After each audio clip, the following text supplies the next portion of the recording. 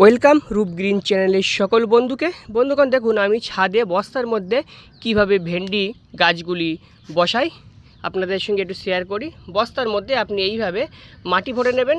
তার আগে মাটিটা আপনি তৈরি করে নেবেন। কিভাবে মাটি তৈরি করতে হয় আমার চ্যানেলে ভিডিও আছে, আপনারা দেখবেন। তারপরে 3 থেকে 4 পিস ভেন্ডির বীজ, তবে উন্নত মানের ভেন্ডির বীজ আপনারাই বসাবেন। 3 থেকে 4 পিস বীজ বসিয়ে দেবেন। দেওয়ার পরে গাছগুলি যখন বড় হয়ে যাবে, মাত্র 2টি গাছ আপনারা কিন্তু রাখবেন। 2টির বেশি হলে আপনারা গাছটা কিন্তু তুলে দিতে হবে, কারণ একটি বস্তায় 2টি গাছই ঠিক যথেষ্ট।